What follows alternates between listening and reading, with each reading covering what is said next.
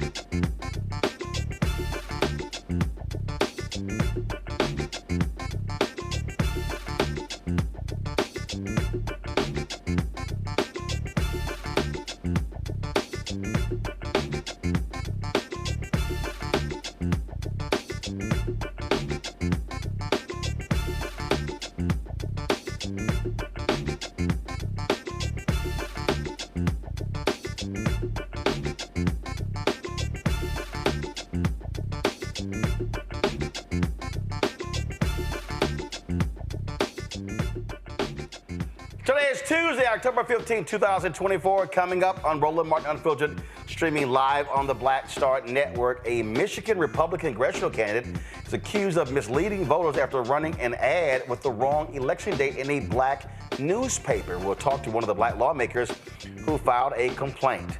Record-setting numbers were cast on Georgia's first day of early voting as a judge ruled that county election boards must certify elections regardless of what these MAGAs think. Also, Fox News' Charles Payne took exception to Vice President Harris's plan for black men, and so he had a few words. Well, I got a few words for you, Charles Payne. In North Carolina, gubernatorial candidate Mark Robinson, also lieutenant governor, is suing CNN for $50 million for their report on his comments from an adult website. Also, the Justice Department agrees to an $8 million settlement from Fairway Independent Mortgage Corporation for its redlining in Birmingham, Alabama's black communities. Plus, Florida cop says a white man who may have pulled a gun on a black teen walking in a neighborhood did nothing wrong. We'll show you the video. Donald Trump speaks to Bloomberg and sounds like a complete imbecile when it comes to the economy. And why does a white MAGA Trump supporter have the audacity to try to heckle comedian Gary Owen? It didn't end well for that maggot. I got the video. It is time to bring the funk on Roland Martin Unfiltered on the Black Star Network. Let's go. He's got whatever the piss, he's on it. Whatever it is, he's got the scoop, the fact, the find. And when it breaks, he's right on time and it's rolling. Best believe he's knowing. Putting it down from sports to news to politics. With entertainment just for kicks, he's rolling. It's on go, roll, y'all. It's Roland Martin, rolling with Roland now. He's funk, he's fresh, he's real, the best, you know he's Roland Martin now.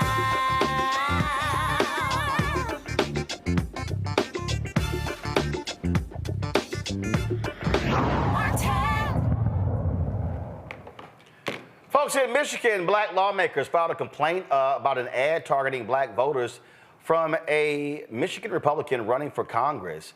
It was printed with the wrong election date in a black newspaper. Tom Barrett's campaign placed a full-page ad advertising in the October 2nd edition of the Michigan Bulletin, a black-owned publication predominantly serving Lansing's black community. However, the ad told readers to vote on November 6th, the day after Election Day, November 5th.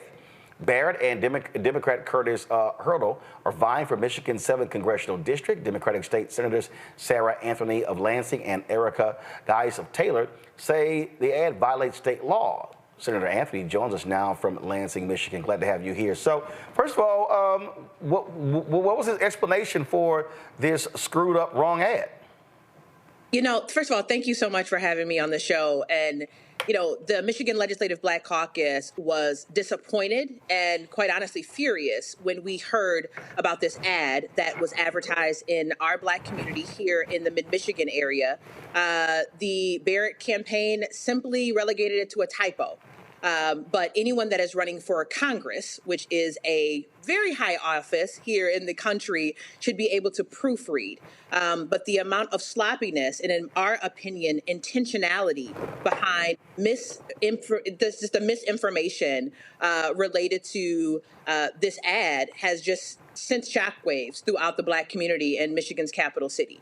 I'm the first Black woman to lead in this role in the Michigan Senate. And so when we hear about these incidences of voter suppression, the Michigan Legislative Black Caucus has to act. And so we've been disappointed, but also very frustrated.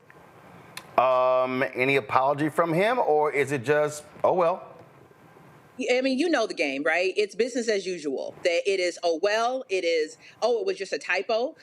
We've even heard reports of them saying, well, the Black newspaper should have edited it. They should have corrected it. Now, keep in mind, in the same vein, the same exact timeline. Okay, first of all, let me just say this right now. As somebody who's run 3 Black newspapers, sales departments don't edit ads. That's right. That's right. That's right. And keep in mind, in a majority white paper, a mainstream paper here in mid-Michigan, they happen to have the identical ad, but with the correct date. Wow. Same ad? Same ad, right? Same ad, same graphics, just happen to have a different date. I mean, this is literally the equivalent of playing in our faces. And so the Michigan Legislative Black Caucus took action. We contacted the Attorney General, and just today, they instructed the Barrett campaign to cease and desist. This is something that we have to be diligent. You know, we have seen time and time again bad actors try to misinform Black communities. And this newspaper is distributed in our barbershops, our beauty salons, our churches. Anyone that has seen this ad now could be deceived and potentially misled. And it's just something that we can't take for granted weeks before this election. Well, here's a perfect example. 2 years ago, 2 white conservative operatives, go to my iPad, they ran a voter suppression scheme, and they actually were sentenced. Jacob Wohl and Jack Berkman have placed some 85,000 robocalls to voters in Michigan, New York, Pennsylvania, Illinois, and Ohio, telling them that voting by mail would risk, quote, giving your private information to the man. The robocaller, who claimed to be within a non-existent group called the 1599 Project, falsely said that voters' information would go into a database accessible to police, debt collectors, and the CDC, which would use the information to impose vaccine mandates. Again, this is what we see. They always are happening that targets African Americans. Time and time again. You know, I'm a proud member of Alpha Kappa Alpha Sorority Incorporated, and the amount of effort that we are putting forward in this community and across the state. Michigan is a purple state. We are very much a swing state, and the amount of information that we're trying to get amongst our community, this is a slap in the face to those efforts. But again, we see it each and every election cycle. This just happens to be the latest and most blatant attempt to misinform Black voters. All right, then. Senator, we certainly appreciate it. Thanks a lot. Thank you. Thank you. Folks, let's talk about what happened in Michigan, where a judge has ruled that, sorry, Georgia, you MAGA folks, you can't just do whatever the hell you want to do. This ruling by Robert McBurney rejected an appeal by a sitting county co-superintendent of elections to delay or refuse finalizing results based on the suspicion of fraud or a discount. The lawsuit that brought McBurney's response was initially filed by Fulton County Election Board member Julie Adams, who voted against certifying the most recent primary election in Fulton County. In his order, McBurney said Georgia's election codes and laws are designed to ensure fair and orderly elections, but some election officials are working against that outcome. Now, in Georgia, folks stood in line in Metro Atlanta to cast their ballots for the presidential election. Preliminary numbers indicate Georgia is going to break their first day early voting record with about 72,000 people casting ballots by mid-morning. That number has been growing and growing. It's now more than 250,000. And so there's significant interest in the Peach State as a result of this election. But again, what you have are MAGA Republicans on the elections board who want to essentially try to steal this election if it doesn't go their way. My pound, Dr. Mustafa Santiago Ali, former senior advisor for environmental justice, the EPA, joins me from D.C. Randy Bryant, DEI disruptor, also from D.C. Gavin Reynolds, contributor to The Root, and former speechwriter to Vice President Kamala Harris, joining us, New Haven, Connecticut. Here's the reality, Mustafa. We see this is like clockwork. You're going to see Republicans do all they can to try to shave votes off because they know if there's a lower turnout, it helps them. If more people turn out, they will say we can't win. Right. They're very clear on what the numbers look like. And that's why, you know, with the opening stories there around disinformation and misinformation, there's real intentionality in that space because they know that if they can just get a few percentages to change, then they stand a chance. But they know that if our folks know when to vote, one, they're registered, two, they're showing up to vote, that, you know, it's going to go in the direction of the party that actually cares more about our community. So, you know, it is a game. We got to understand that there's strategy behind it. Folks are not just making mistakes when someone says, well, we just put the wrong date. There's no legitimacy to those types of statements because, as the sister shared with us, you know, and the other newspaper that catered to white folks, you know, they had the right one. So we just got to understand the power that we have and the responsibility that we have also to make sure that we're going to trusted sources and then making sure that we're showing up to vote in large numbers. And that will take care of it right there. Randy, bottom line is this here. Republicans will try to cheat. And I mean, when you talk about how do you run the exact same ad with the right date in a white paper, with the wrong date in a black newspaper, yeah, that's called by design. By design, absolutely. And for a politician or anyone in that political world, election dates are like their birthdays. They are not going to forget the election date. They may forget their wedding anniversaries. They may forget their children's birthdays, but they are not going to forget November 5th. That is not a typo. That does not happen. So obviously it was purposeful because they're trying to confuse people and put misinformation out there. Another form of cheating that is not something that this is not the first time they've done it. You know, Gavin, and so I don't want to hear anything from any Republican who say, oh, this was an honest mistake. It happens. No. It's amazing how it happens over and over and over and over and over from the same party in different parts of the country. Definitely. Let's talk about Georgia, my home state. Just today, my mom sent me a video from where she proudly cast her ballot. And the line was very long, and we know which party takes the vote early. So I'm really excited about the enthusiasm that Vice President Harris and Governor Walz have generated among the voters of Georgia. The polls are extremely tight, but as we've all been saying, we know that when the Republicans, knowing that they're bound to lose, what do? They change the rules. They rig the rules. Let's talk about what Mayor Bottoms, who you had on the show a few weeks ago, had to say, Roland, in reminding us about what the Georgia Election Board was up to in passing a rule, by the way, which our Republican governor, Republican Secretary of State, and Republican Attorney General all said was illegal, to mandate that ballots be counted by hand. Why would they do that? To cast doubt in the voting process in Georgia. And this is the same party, of course, that claims to be about local control, about judicial restraint, about limited government. Yet the state board enacted this rule that sought to subvert what local election boards could do in terms of ensuring a fair and transparent voting process. So it's important that we see through these efforts, whether they're happening in Georgia, in Michigan, or wherever. And to Mustafa's point, that we do what we need to do, which is to go out there and to vote, because the Republicans are not going to stop these tactics. They've been doing them for decades and have intensified them since Joe Biden and Kamala Harris won Georgia. The rules that they've put into place have been just terrible. But we're going to do what we need to do. All right, then, folks. Hold tight 1 second. When we come back, Vice President Kamala Harris releases her plan for rural America. And also, why is Fox Business host Charles Payne so upset with the Vice President's plan for black men? Wait till I show y'all what he said.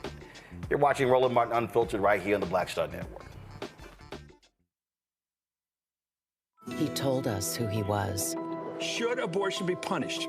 There has to be some form of punishment. Then he showed us. For 54 years, they were trying to get Roe v. Wade terminated, and I did it, and I'm proud to have done it. Now Donald Trump wants to go further with plans to restrict birth control, ban abortion nationwide, even monitor women's pregnancies. We know who Donald Trump is. He'll take control. We'll pay the price. I'm Kamala Harris, and I approve this message. In 2016, Donald Trump said he would choose only the best people to work in his White House. Now those people have a warning for America. Trump is not fit to be president again. Here's his vice president. Anyone who puts themselves over the Constitution should never be president of the United States. It should come as no surprise that I will not be endorsing Donald Trump this year. His defense secretary. Do you think Trump can be trusted with the nation's secrets ever again? No. I mean, it's just irresponsible action that places our service members at risk, places our nation's security at risk. His national security advisor. Donald Trump will cause a lot of damage.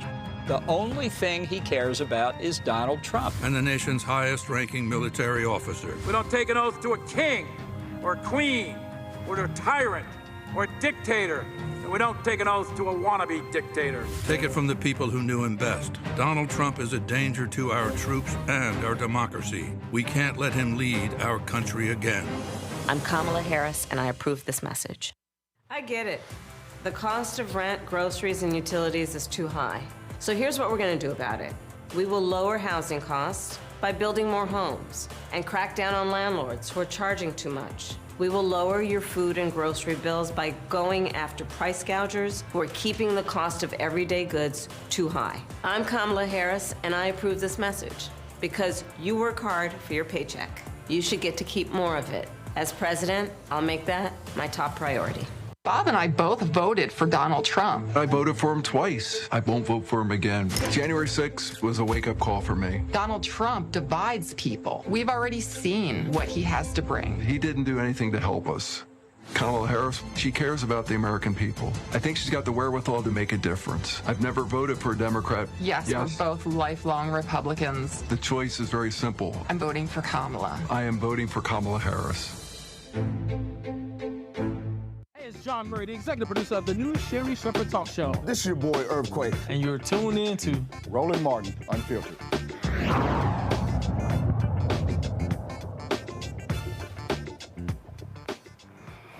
All right, folks, so you can always count on folk just throwing all kind of silly stuff out. So you got these people whining and complaining after Vice President Kamala Harris released her black agenda. You got some people saying, oh my God, it's not detailed enough, it's not specific enough, it didn't mention this, didn't mention that, it doesn't have this. You know, when you ask these people, well, can you please tell me specifically what it is you want them to deal with? They actually can't answer the question with any detail. So y'all know I don't watch Fox News because I like my brain cells. So I came across this video on Twitter, which I found to be baffling. And I really have no idea what the hell Charles Payne is talking about in this segment. So allow me to deconstruct. Press play. Black men have to get over the fact that you got a woman on the ticket. Right. And are you afraid to vote for her is basically what he did and challenged them. A damn shame. It's like, It's so insulting. Could you imagine a white man talking down to black people like that, particularly black men? That's our issue, women. It's not the fact that I don't have a job or my job is not existing or, I'm in a world where, by the way, progressives are erasing me from movies, from billboards, from opportunities. The Democratic Party, particularly progressives in Hollywood, Madison Avenue, Washington, D.C., Wall Street, they have erased the black man. There's no opportunities for black men anywhere. Freeze.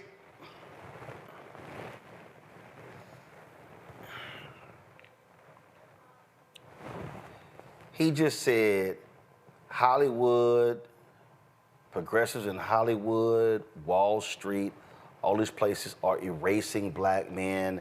They don't have jobs. Charles, you're on Fox Business. You're supposed to be a business anchor. You do know that under Biden-Harris, the black unemployment rate was at its lowest since they started tracking black unemployment. You do know that. Black men are being erased in Hollywood. That's probably news to Sam Jackson and Morris Chestnut and Denzel Washington and John David Washington and on and on and on. Then he throws in Wall Street. So I'm curious, Charles, where are all of the conservatives who are saying, black men, I welcome you with open arms? Please, by all means, show me, especially on Wall Street, Charles. Oh, but you only say progressives, which means that if we had to start running some numbers, Charles, that means that we would be seeing a plethora of black men being embraced and hired by white conservatives. Because that's really the flip side of what you just said. Press play. And I think a lot of it centers around what they perceive as to be too much toxic masculinity. They hate black masculinity. They hate it. And they've gone to war with it, and black men have noticed it. And guess what? They're saying, we're not going to take it anymore. Give you an example. By the way, they're tired of being pimped. Mm-hmm. Brothers are tired of being pimped. Hold that. I find that to be real interesting, Charles, because didn't the network where you work at, Charles, do this? Is this your network, Charles? I mean, just correct me if I'm wrong, Charles. Fox News pays $10 million settlement to settle racial, gender-biased lawsuits.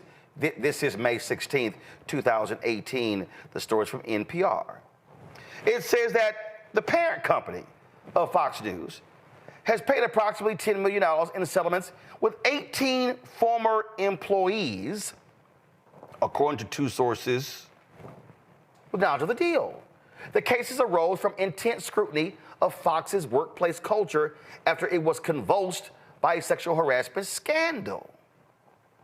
Please, by all means, Charles, was Fox News upset with the toxic masculinity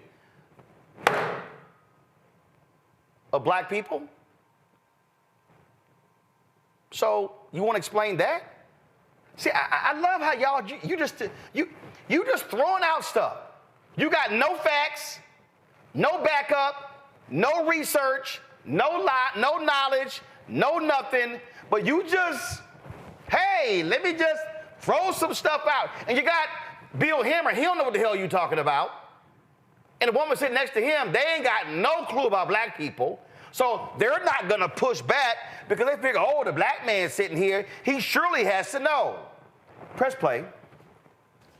Kamala Harris is going to do something to legalize marijuana. As they were pushing for this, all these states, the legalization thing, every time they put black people in the commercials, front row, it's opportunities for minorities. This is an article from 2022.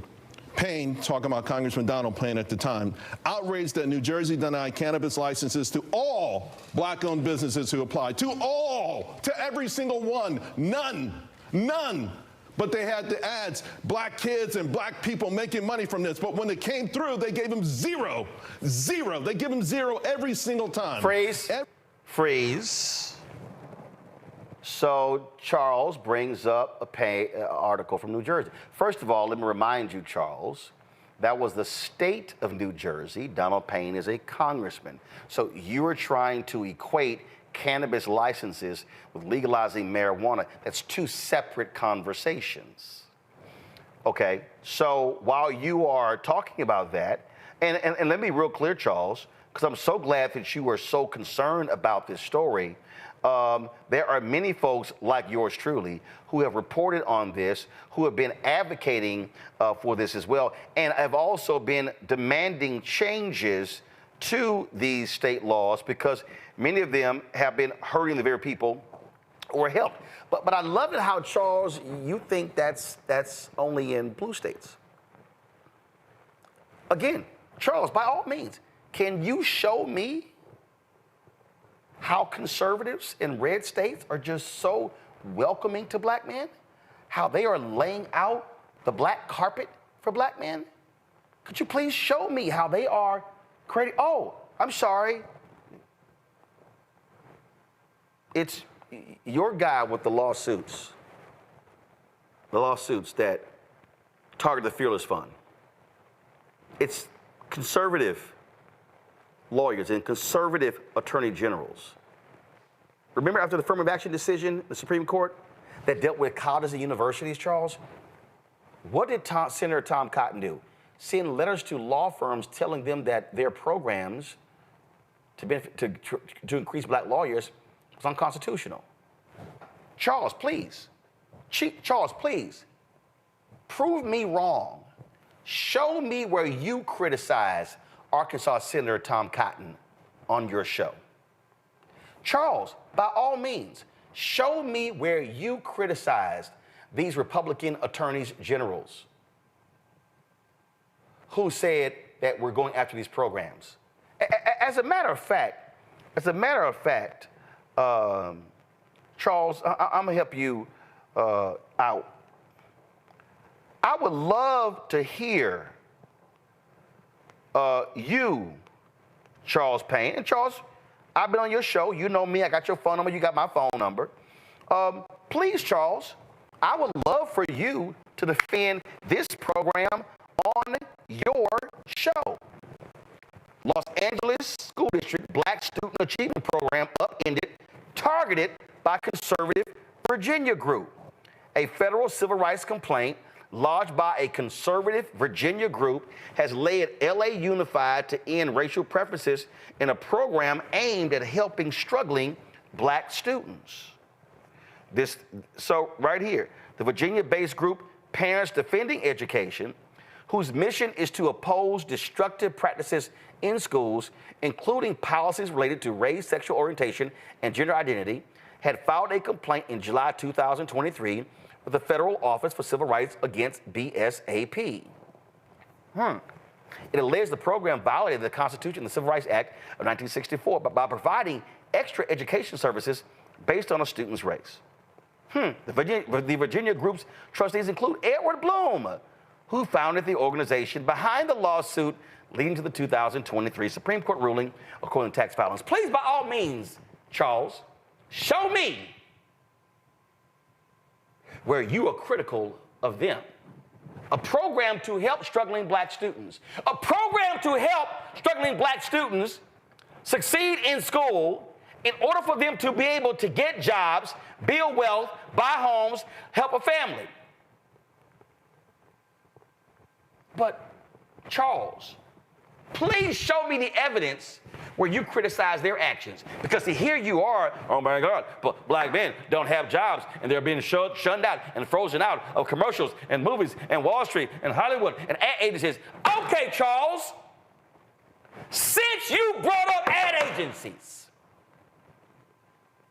please show me the evidence, Charles Payne,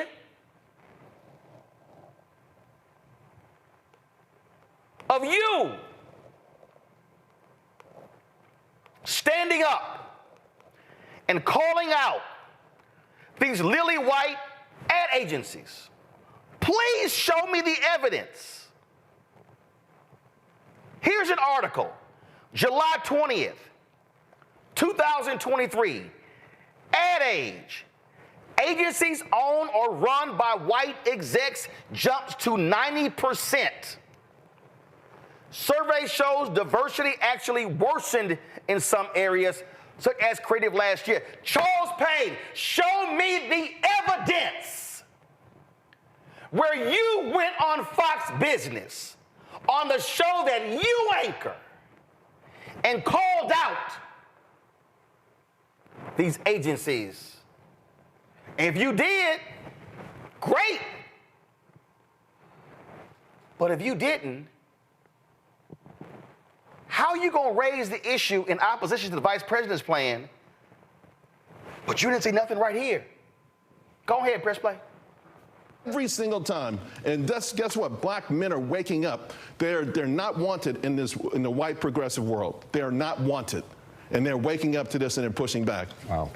Do you think that they... Hold up, put that on pause. See, I already showed y'all. Hell, Charles, black men weren't even wanted at Fox News. See, I love how you, black men, not wanted in the progressive world. Really? Okay, Charles. I dare you to do this, Charles. I dare you to run the numbers. See how many black men work for Republican United States senators.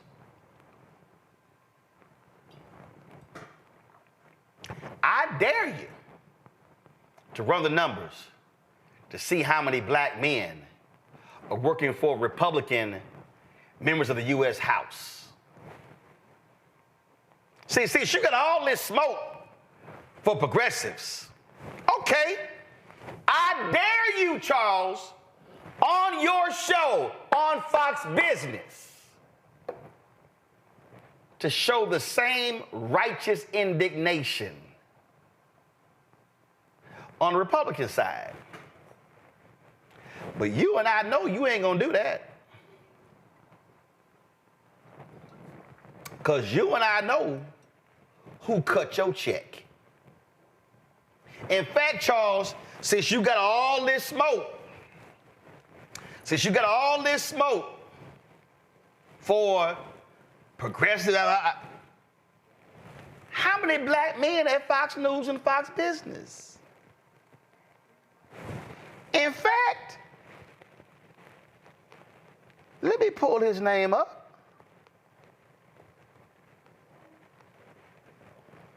In fact, didn't y'all used to have a black president at Fox Business? And didn't Suzanne Scott, the CEO of Fox News, fire him? So please tell me, Charles, how welcoming is your network? Matter of fact, Charles, see, I love it when you start saying stuff like this here. Because, Charles, don't you work for the same man who screwed over Keenan Ivory Wayans and the Wayans family when it came to In Living Color?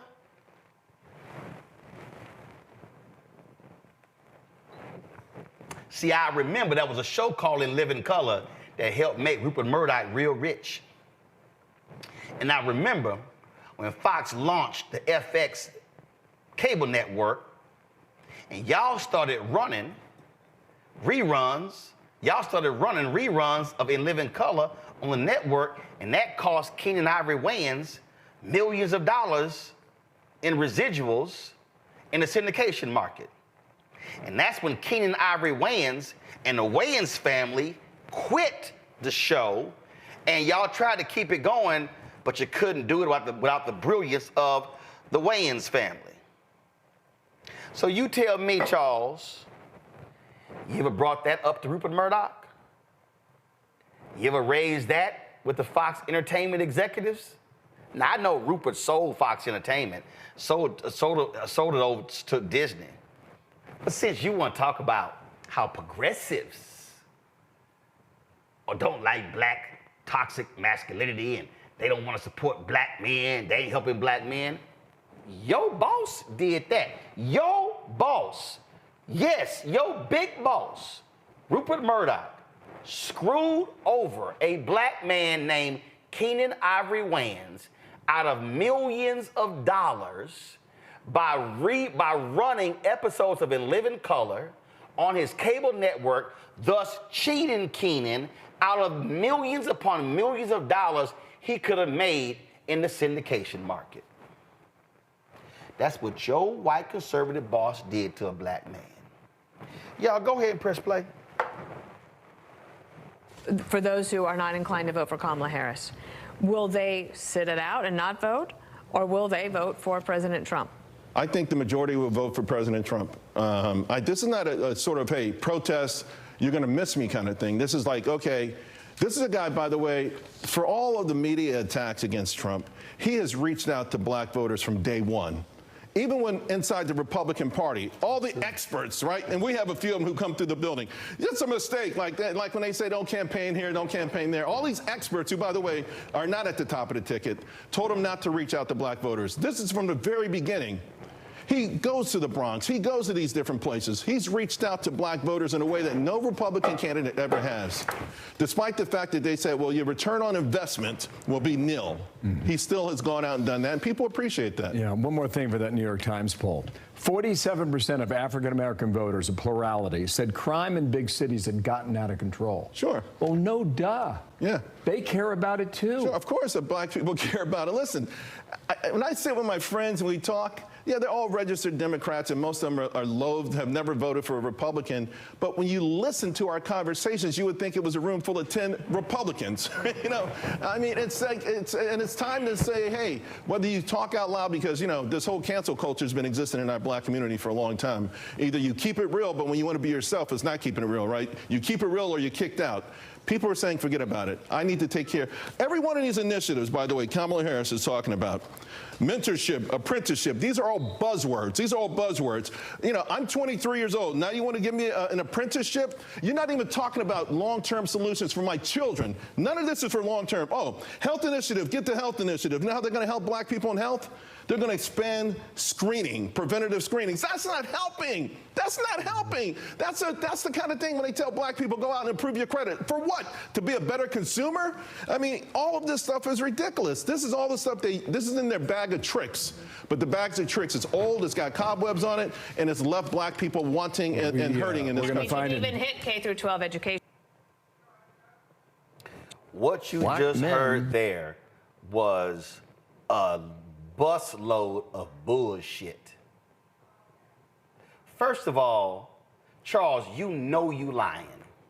You know you lying by saying, oh my God, Trump has gone all of these places. He has been aggressive in recruiting up the black people. Charles, stop lying. I mean, bruh, I get dancing for a check, but damn, you got some Gregory Hines, Sammy Davis Jr. tap shoes on right now. Cause you just straight ass lying. You know you lying. Is black Republican? Let me ask you this, Charles. When Lord Trump took over the Republican Party, what happened to their black outreach program? I'll wait.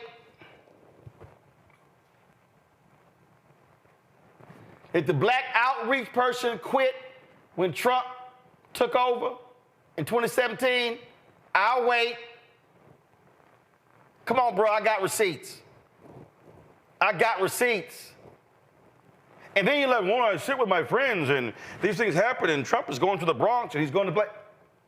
Or what, his tennis shoes? Or what, his mugshot? Or what? He think black folks gonna buy that cheap-ass $100,000 watch made in China? Charles, come on. And oh, look at this here. I mean, they're talking about screening. We don't need that.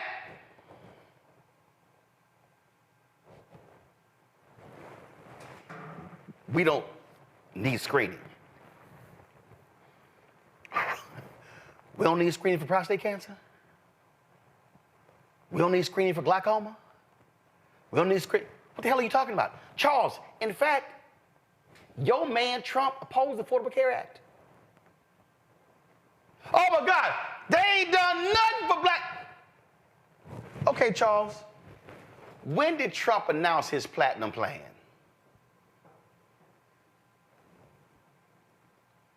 When did he announce it, Charles? In October of 2020. Oh, so you're criticizing Harris for announcing a plan in October 2024. But you lauded his plan, right? When the last time you heard him talking about his plan? When the last time you heard him break down his plan, Charles? Again, I just want to know. See, Charles, when you also said, they've done nothing for black people. Black men are like, no, they don't. Look at this. They got mentoring, and they got this, and they got, oh my goodness, and they got this, and I don't know why they got all these things. Go to my iPad.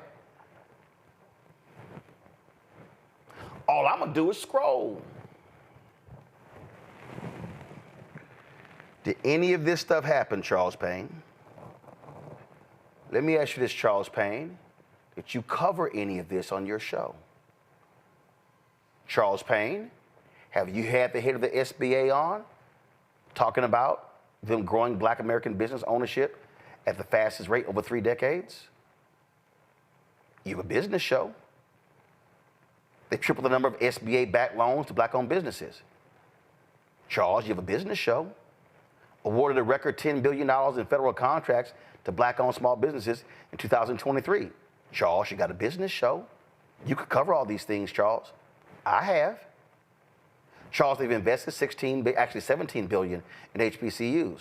Charles, have you covered this on your show? Pell Grants, $170 billion in student loan debt.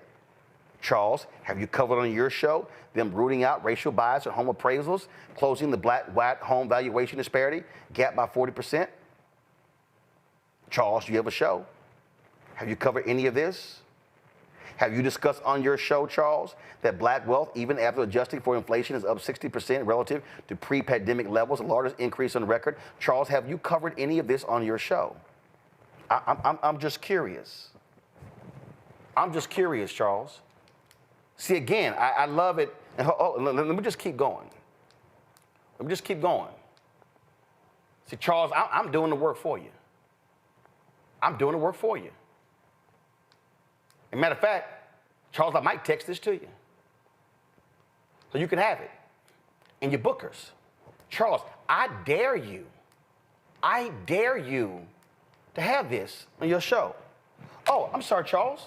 So you have a business show. Charles, are you aware that today the Biden-Harris Department of Justice and the Consumer Financial Protection Bureau penalized Fairway Independent Mortgage Corporation for redlining in black neighborhoods in Birmingham, Alabama? They alleged that Fairway illegally redlined black neighborhoods, including through its marketing and sales actions. Charles, are they progressive? Are they conservative? Fairway's actions discourage people from applying for mortgage loans in the Birmingham metropolitan area's black neighborhoods. If this decision is ended by the court, the settlement announced today will require Fairway to pay a $1.9 million civil penalty to the CFPB's Evictors Relief Fund. Fairway would also be required to provide $7 million for a loan subsidy program to offer affordable home purchase, refinance, and home improvement loans in majority black neighborhoods. Let me also help you here, Charles. An analysis of this, Charles, indicates that as a result of this decision, first of all, let me help you out, Charles. And again, Charles, please, by all means, call the DOJ. Have them on to discuss this. The Biden-Harris Department of Justice, in 3 years, has achieved $150 million in mortgage relief as a result of these settlements.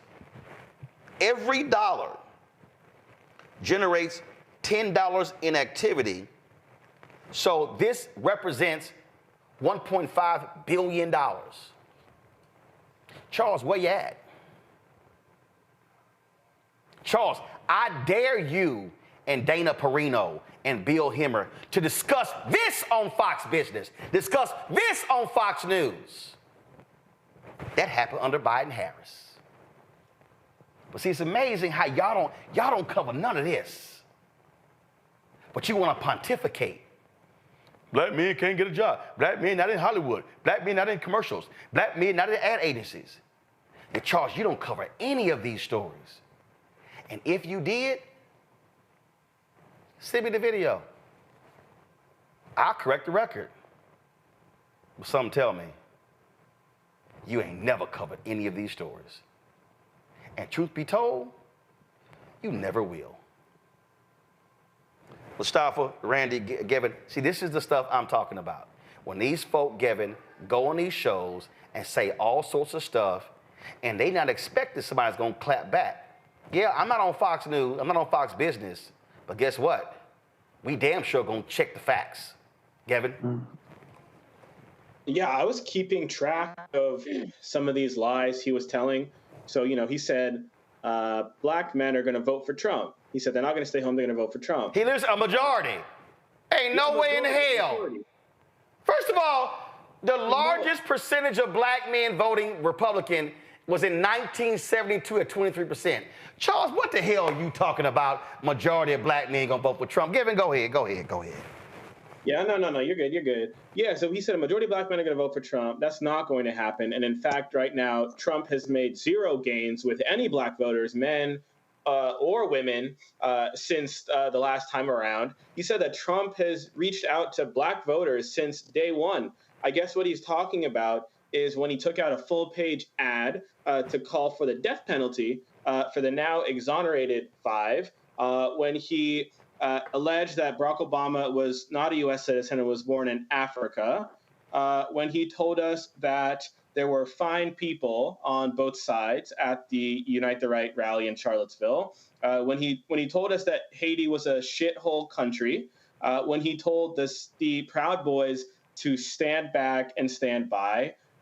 When he started selling his gold sneakers and flaunting his mugshot.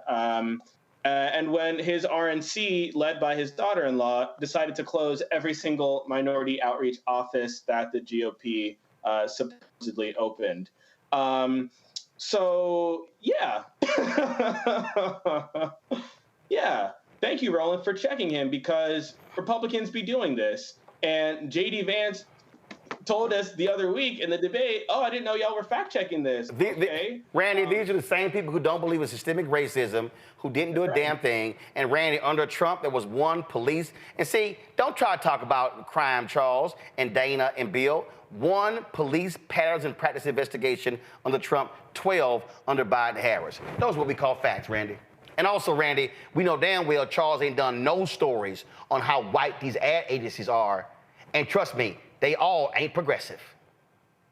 Not at all. And he knows it. And so the shucking and jiving that he was doing, like you said, he was some Gregory Hines doing, although we shouldn't disrespect Gregory Hines that way, but the tapping that was going on. And what was interesting to me is that the white anchor kind of like told him what to say and then threw the ball in his court. And they just sat there and just were like, yes, black man. Yes, you little slave boy. Do what we want you to do and say what we need you to say. And he sat up there and performed. Even his suit looked as, a performance. He looked like a clown to me. No, Charles, listen, Charles, I ain't gonna call him a slave boy. Charles wears suits like that. He wears pinstripe suits like that all the time. My whole deal is just don't lie. I mean, just don't lie. I mean, why I say that he was acting like he was enslaved was because of the fact that he was performing for his white audience and the white anchors, and it was doing to me what they asked him to do, to the point that he was lying. Got it. And so anytime you feel the need to perform, that means someone else is controlling you. You are not controlling your own thoughts. And because he knows that Trump has not been a friend to the Black community, especially with Black men. He recently just said that he was going to get police officers immunity, which he knows. And bring back stop and frisk. And bring back stop and frisk, which he knows will affect us the most. The Republican Party said that when he became a felon, that was the time that Black men could most relate to him, as is to suggest that's all our Black men are. So to say that the reverse was quite disgusting. And so it was a performance. And so when someone else is running you, there is a slave mentality. Mustafa, as young folks say, he was doing too much. He was definitely doing too much, but he was also doing what he was told to do. You know, it's sad when folks who come from our communities not only support race baiting, but actually allow it to come out of their mouths. It continues to impact our community in all kinds of ways, because for some folks who maybe have no idea about what Fox does, to see a Black man sit there on that particular show and to share these untruths. Yes, they are lies. And also to have an understanding that, you know, when Trump was in, he was focused on deconstructing critical programs for our communities, making sure that we couldn't garner additional wealth. There was no actions that they put in place to help us to do that. There were no actions to help us to have more affordable housing. There was no actions to address, you know, whether it is Black maternal health or the sets of disproportionate impacts that happen in our communities in relationship to health care. So they didn't do anything there. There was a neutering of anybody who was willing to stand up and say something about the injustices that they were trying to move forward on. And you still saw the neutering once again. So, you know, we know the game. We know what's up. We have to be smart enough to be able to look through this disinformation and chaos campaign that they have in place and do what's best for our community. Indeed. All right, folks. Again, Charles, I dare you to talk about any of these things on your show. Any of those financial issues that Biden-Harris has done. I dare you to discuss that DOJ settlement and any of them, the $150 million on your show. We'll be waiting and watching, and we'll see. I'll be right back.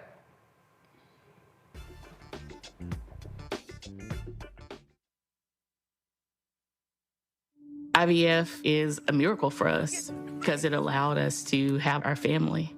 After having my daughter, I wanted more children, but my embryo transfer was canceled 8 days before the procedure.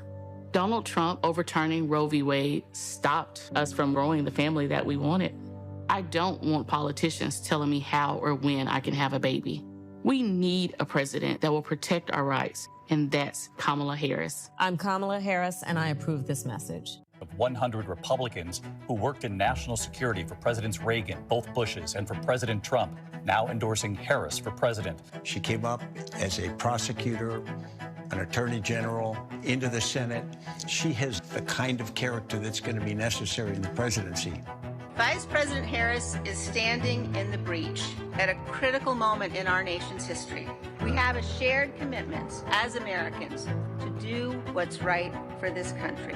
This year, I am proudly casting my vote for Vice President Kamala Harris. Former generals, secretaries of defense, secretaries of the Army, Navy, and Air Force, CIA directors, and National Security Council leaders under Democratic and Republican presidents, Republican members of Congress, and even former Trump administration officials agree there's only one candidate fit to lead our nation, and that's Kamala Harris. I'm Kamala Harris, and I approve this message. Kamala Harris has never backed down from a challenge. She put cartel members and drug traffickers behind bars, and she will secure our border. Here's her plan. Hire thousands more border agents, enforce the law and step up technology, and stop fentanyl smuggling and human trafficking. We need a leader with a real plan to fix the border, and that's Kamala Harris.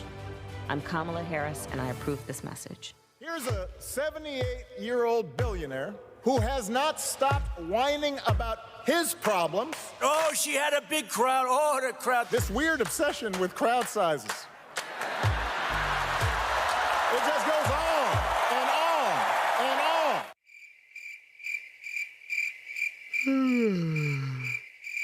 America's ready for a new chapter. We are ready for a President Kamala Harris. I'm Kamala Harris, and I approve this message. The overturning of Roe almost killed me.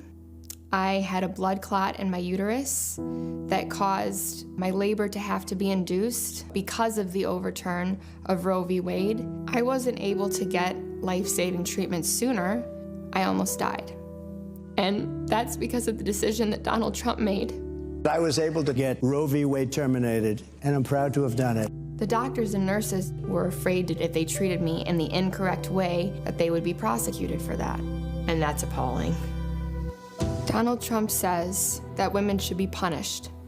Do you believe in punishment for abortion? There has to be some form of punishment. For the woman? Yeah. I believe that women should have reproductive freedom to make the choices about their own bodies. 4 more years of Donald Trump means that women's rights will continue to be taken away one by one by one by one. This has to stop because women are dying. I'm Kamala Harris, and I approve this message.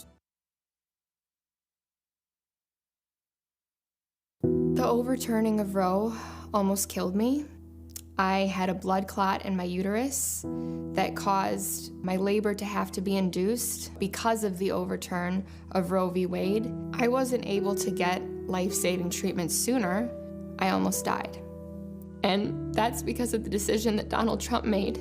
I was able to get Roe v. Wade terminated, and I'm proud to have done it. The doctors and nurses were afraid that if they treated me in the incorrect way, that they would be prosecuted for that. And that's appalling. Donald Trump says that women should be punished. Do you believe in punishment for abortion? There has to be some form of punishment. For the woman? Yeah. I believe that women should have reproductive freedom to make the choices about their own bodies. 4 more years of Donald Trump means that women's rights will continue to be taken away one by one by one by one. This has to stop because women are dying. I'm Kamala Harris, and I approve this message.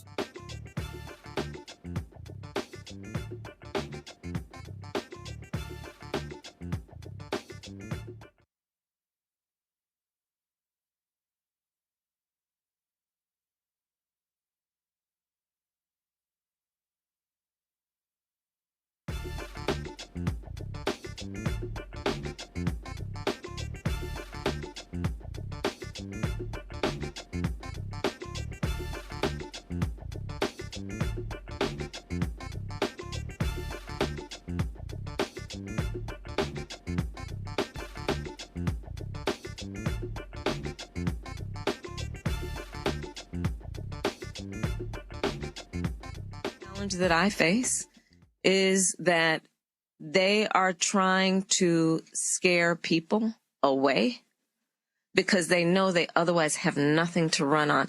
Ask Donald Trump what his plan is for Black America. Stand by. And this audio town hall comes as Vice President Kamala Harris realizes that she has an issue. Young Black men are slowly leaving the Democratic Party. It's a problem that's actually been brewing for several election cycles, but now it's finally coming to an head. And I had an opportunity to speak with many of those men while traveling the country over the past few months, asking them what they want from a presidential candidate and what they're looking for right now. Here's a part of those conversations. Why do you think that more Black men don't vote? They don't see things changing. They feel like some may feel like it's a waste of time. The scales are definitely unbalanced when it comes to the Black community and everybody else. You have to look at what the majority needs. You know, what we want in the Black community and what's going to help us. You want to see them in your community? I want to see them in my community. Talking to people like you? Yes, I want to see them talking to people like me. When I'm talking to young, especially young men, nobody has talked to them about the importance of what we're doing. And they can't believe, they said, nobody never asked them to come vote. All right, so in an effort to course correct here, Vice President Kamala Harris has rolled out a new economic plan created specifically towards black men. She's calling it her opportunity agenda for black men, and it can be broken down into 4 major categories here. So let's go through a few of those. Ensuring that black men can build wealth and achieve economic success, lower cost, access to high quality, affordable health care, and the fight to protect the legal rights of black men. The plan is extensive. It's full of promises, but here are just a few of the really important items that stuck out to us. She claims that she'll provide 1 million loans to black entrepreneurs that will be fully forgivable up to $20,000. Also, a tax cut for black men in lower wage jobs by increasing the earned income of tax credit maximums of $1,500 and legalizing marijuana nationally in an effort to make it easier for black men to actually enter the cannabis business, and helping black men provide care for their aging parents. All right, so let's discuss this a little further. I want to bring in former NFL player and turned federal commissioner Jack Brewer, who also runs a nonprofit that helps black men across the country, and Roland Martin. He's the author of White Fear and the host of Roland Martin Unfiltered. Gentlemen, welcome to the show. Okay, a lot of people that I've been talking to on the road for a long time have known that this was an issue, and they were wanting to see how the Harris campaign was going to address it. We don't have time to go through all the aspects of her plan, but it's very broad. It's kind of a grab bag, it feels like, in some ways. Everything from helping black farmers, access to cryptocurrency, internet access, more jobs for teachers, so many things. I could keep going here. It's quite extensive. But Roland, I'll start with you here at the end of the day. Is this too little, too late? Is it believable that she actually has a plan to help black men?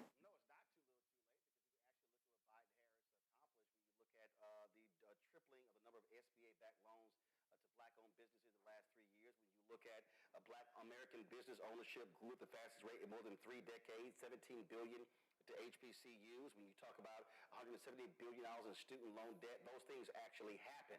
Also, 400,000 black children taken out of poverty as a result of changes to the SNAP program. Now, that has to continue. When you talk about money to black farmers, again, that actually happened under Biden-Harris. But then you had Stephen Miller, Donald Trump's right-hand man, who sued to stop that from actually happening. Mostly white farmers got $25 billion under Trump. Black farmers and Hispanic farmers were left out. And so the reality is those things can actually happen. They've done things in the last 3.5 years. She's saying let's build on what we've already done.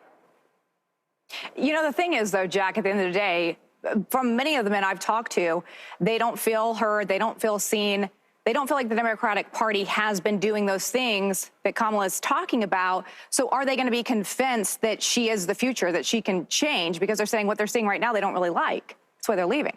Not at all, and Roland knows that. Kamala Harris is focused on every other demographic other than black men. Just look, our reading and math proficiency levels all across every major city. Our kids can hardly read and write. Look at the reading and math proficiency levels. Look at our economy. They're prioritizing illegal immigrants over black people across the board. Come here in Florida, come in every other state, these sanctuary cities. If you're a black military veteran, illegal immigrants are getting a bigger check than you are every month. And black people see that. They know that we're not being prioritized. The Democratic Party, particularly Kamala Harris, is trying to be everything to everybody.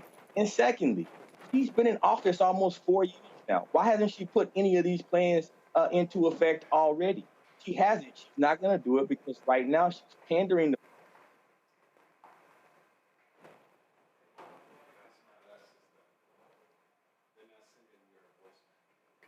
I finally woke up to see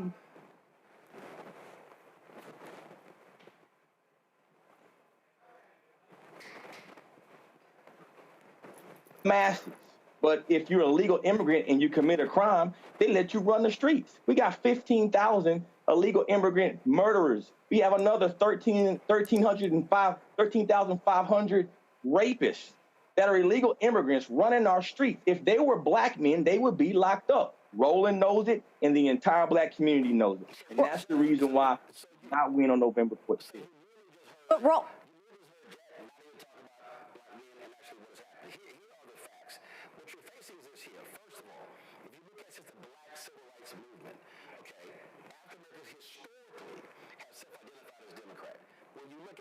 younger, they don't. Now, when it comes to voting, how do they particularly vote? Same conversation was had when Stacey Abrams ran for governor of Georgia. All of these stories, oh my God, black men, voted for Brian Kemp. What actually happened? It didn't happen. Let me tell you right now. You think people are talking about this, but it's not going to happen at all? I'm sorry. So what about the people that come out and say that they're frustrated? What about them? You've talked to a few black men. I'm literally in 4 black male.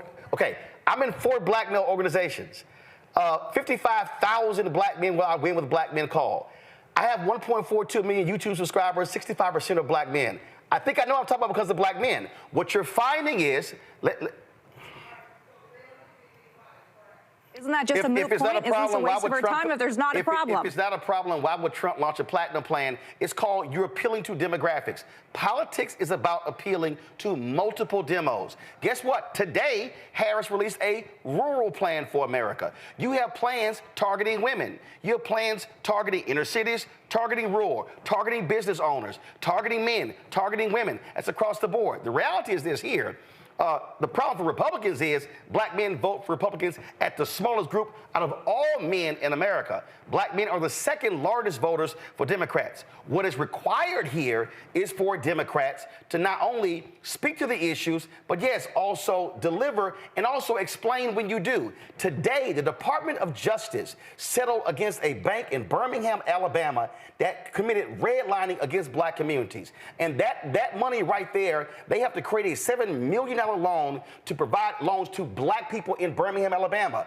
Okay, are you discussing that story? Is that impacting black men in Birmingham? It absolutely is. That was announced just today. So the things are happening. So I actually cover what happens as opposed to a lot of the fictitious stuff that Jack is sitting here speaking. This happened today. This happened. Kamala rolled out this plan today, and she talked to Charlamagne the God today. Obviously, we have Obama out on the campaign trail. Jack, let me get you in here because this is also a generational thing. It's not all black men. It's mostly younger black men who don't feel as loyal to the Democratic Party. So I'm hearing. What are you hearing? So they haven't been brainwashed by their grandparents because they realize that times have changed. The Democratic Party has changed. Listen, Roland, I got over 2,000 black men in my prison programs. I employ 80% of my staff. Wants to put more in prison. I see what you're saying, but that's just not the reality. The fact of the matter is, if you look at unemployment and you look at Donald Trump and you look at the history, black unemployment started to go lower than ever under Donald Trump. Why? Hold up. It fell at its lowest point under Biden-Harris. So if you want to talk about the impact on black America, talk about inflation doubling. You don't think that's impacting black and brown people who have to go to the grocery store? Now, let me finish, so I did not interrupt you, brother. You don't. The floor is mine now. I gave it to you, and I was respectful with that. Now you're gonna listen to me. The fact of the matter is, black and brown people have to go to the grocery store, and that's what they're feeling right now. These young black men realize they went to these schools. We're sticking our black men into these public schools that are broken and not working, and they can't. They got to take on massive debt. We don't need debt relief. We need education from kindergarten through 12th grade. We need our black schools to work again. We don't need places like Baltimore that have 38 schools where black kids are not proficient in reading and math. LA, 75% of black kids that graduated in LA are not proficient in reading and math. If you go to Detroit, Michigan, fourth graders, 85% of fourth graders in Detroit, Michigan, not efficient in reading and math.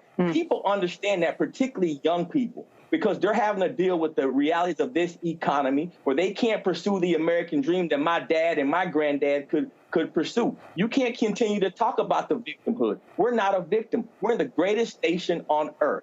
If you go to Africa, you go to the Caribbean, you go to other countries that are full of black folks, they're trying to get here. Why? Because we have the American dream. Here's what knows the fact, Jack. Under Kamala Harris and Joe Biden. Here's what knows the fact. Half of the things that you're talking about, I'm almost done. Already done. It's a basic fact check. Crazy enough to believe that all of a sudden she's just gonna switch up and become this newly engaged candidate. She is not engaged in black America. Keep filibustering. It's a basic fact check. Black unemployment dropped to its lowest under Biden-Harris. That's an actual fact. Two, Two, you just talked about all these black-owned businesses, the fastest growth in 3 decades. Also, Donald Trump wants to bring back stop and frisk, and he wants to give his cops 100% police immunity. Under Donald Trump, police... stop and frisk because illegal immigrants are raping and killing people in the street. 96% of black men... I got to jump in here. Come on, Jack. The illegal immigrants that are taking over our community. Jack. All right, guys. I got to jump in here. This is an interesting conversation because at the end of the day, I have 2 black men who vehemently disagree with each other. And I think it's interesting that I have black men out in the community who say people aren't listening to them at the end of the day. We'll see if Kamala Harris is town hall with Charlamagne the God and, Magic Johnson coming out with her can shift here. But we'll continue this conversation. It's a good conversation. Jack Brewer, Ronald Martin, thank you so much. Jack some money. Trump ain't getting 20% of the black male vote. Watch. All right. We'll leave it there. We are watching. All right. Thanks, guys. All right, y'all. Bring me back on my show. Okay, I don't know what happened there, if y'all could hear the show or not for the first part there. So that was Jack Brewer. He a former football player. He a conservative. He run his mouth. He out here talking about Trump gonna get the black vote. Y'all know damn well Trump ain't getting the black male vote. Okay, and I love it. I love it how these people act like Trump didn't say out of his own mouth he wants to give cops 100% immunity. I love it how they say that he didn't really say stop and frisk. Yes, he did. Yes, he did. I'm going to say it again, y'all. Under Donald Trump, there was 1 police patterns and practice investigation. 1 in 4 years. 12 under Biden-Harris. Just Gavin, Mustafa, Randy, can y'all tell me, I'm just going to deal with environment.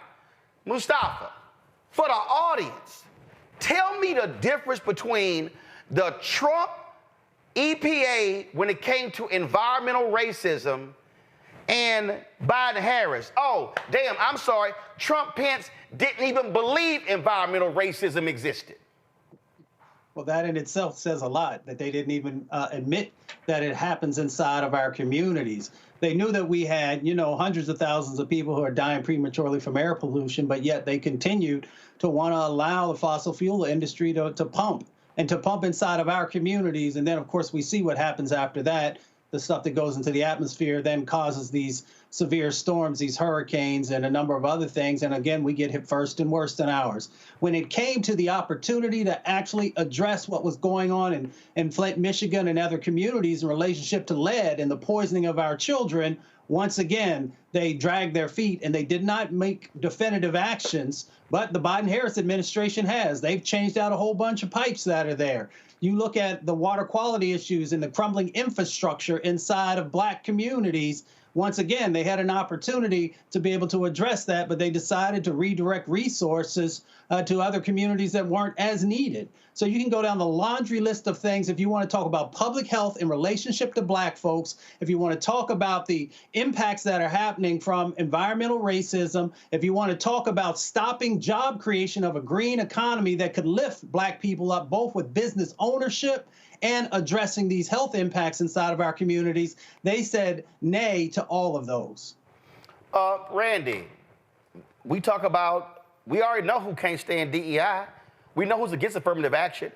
We know who's not in support of any programs to actually lift African Americans up. So when Jack Brewer talks all this stuff, we need this, we need that, ain't like Trump and Republicans are trying to do any of that. They are trying to get rid of any program that mentions race.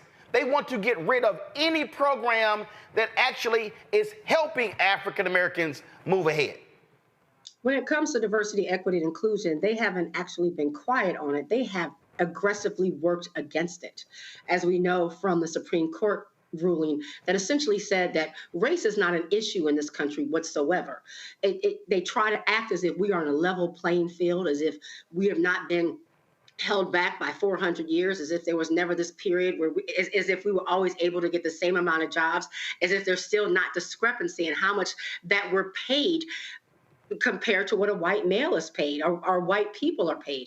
They have created where it is illegal in certain areas to even use the word DEI or talk about diversity. So, the fact that they would try to suggest that that Republicans and Trump specifically has been pro-Black is quite disgusting. He has done everything in his power to ensure, and if this Project 2025 goes forward, it's very clear that never will the voices of Black people or our history here in America ever be considered. Gavin, listen, I'm real clear on what Democrats need to do, how they must communicate, how they must deliver. I'm also clear on how Republicans are absolutely, positively, undeniably anti-Black. Yeah, Republicans are completely clueless. I mean, you know, like, they could at least try to hide their anti-Blackness, but it just goes to show how anti-Black they truly are, that they truly can't even hide it. And I want to add one thing to each of the prior two answers on environmental racism. You know, it's not even just that they don't believe that environmental racism is an issue. They think climate change as an issue is a hoax. And it isn't just that they don't think race is not an issue. They actually think that white people are the victims of anti-white racism. So when you talk about the Republican Party being anti-Black, they're saying the quiet parts out loud, and they're not even making an effort to obfuscate or hide the anti-Blackness that they have inside of them. Roland, you keep stomping your foot on this, but Donald Trump, through his Project 2025 agenda, wants to bring back stop and frisk. He wants to give police officers immunity for any wrongdoings that they commit while they're on the job. They want to strip away health care for Black Americans, millions of Black Americans who have access to healthcare because of the Affordable Care Act and the work that the Biden-Harris administration has done to expand and build upon it. They want to put in place a nationwide abortion ban, or at the very least support the restrictions and bans that already exist, which is going to only worsen the maternal mortality health crisis, which is rich hypocrisy for the party that claims to be pro-life. So for all of those Black voters out there who are on the fence, who are wondering who to vote for, and I don't think there are that many out there, Roland, you're right. We can have a conversation about what the Democratic Party needs to do to get with the times and recognize that young Black men don't see the Democratic Party the same way they did back in the 60s after the Civil Rights Movement. But I really don't think there are that many Black voters out there who are honestly deciding whether or not Kamala Harris or Donald Trump is for their best interests. But it's all because the Republican Party doesn't even try to hide their anti-white racism anymore.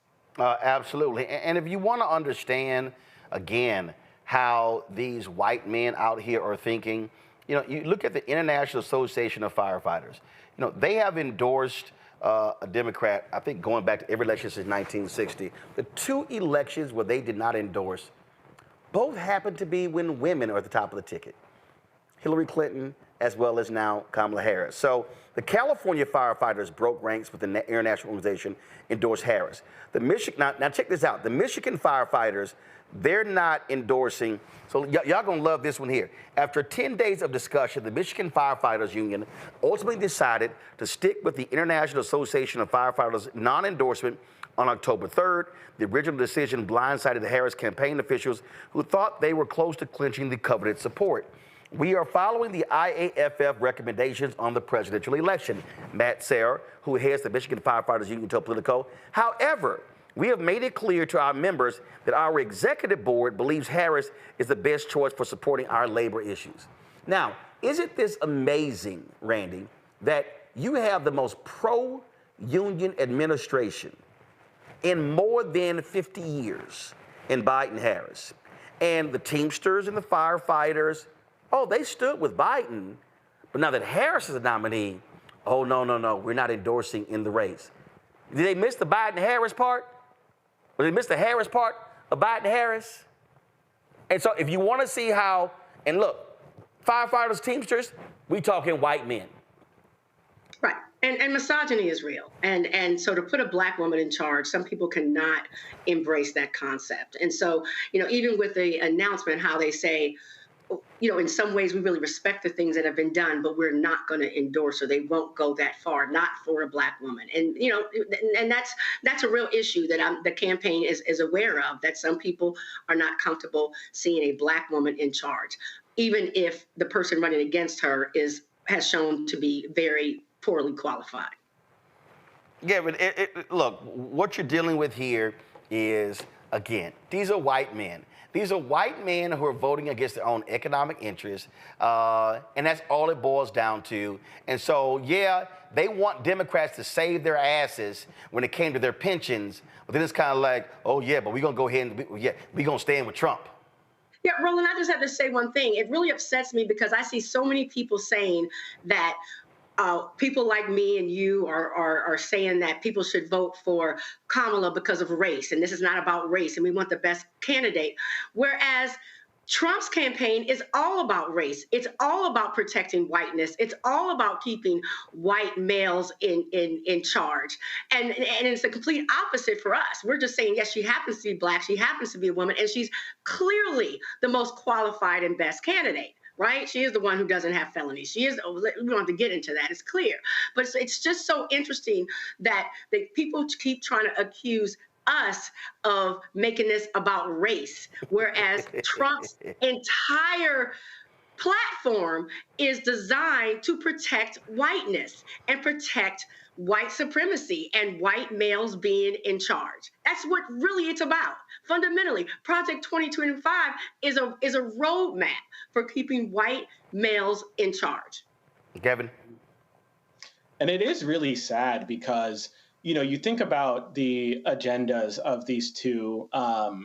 You know, I agree with everything, you know, that was just said. But, you know, if you look at the economics of the agendas that the two candidates have put forth, truly, for a lot of blue-collar workers, let's say workers without college degrees, it's the Harris platform that would truly be best for their economic interests. If you look at the Trump side and look at what Trump has done or did when he was in office and is now calling for versus what President Biden and Vice President Harris have done, since taking office, Vice President Harris and President Biden have added 775,000 new manufacturing jobs to the economy. So you take a look at jobs and look at the number that have been created over the past nearly 4 years. Look at on healthcare, again, what the Biden-Harris administration has done to protect the Affordable Care Act, which a whole host of white men actually do benefit from. You look at the overtime rule that President Trump finagled with to prevent a whole host of union workers from getting access to many dollars that they could have had that rule gone into effect as originally designed. On every single issue, you can go down the list. If they were truly voting on what their economic best interests were, the choice wouldn't even be clear. The Harris platform is truly an opportunity economy and would benefit them significantly. But because of the sexism, because of the racism, they seem to not be able to get behind someone like Kamala Harris. Now, they might couch it in, oh, you know, we just see ourselves more in someone like Joe Biden, right, when he was a nominee, Scranton, Pennsylvania, all of that. But to me, those are really, it's kind of a code word, a dog whistle for, we just don't know if we're behind this woman. So I just have to call that out. Mustafa? I'm third generation union. So you all you have to do is look at it simply. You know, Trump has spent a career in trying to deconstruct unions and to, you know, make sure that they have no power.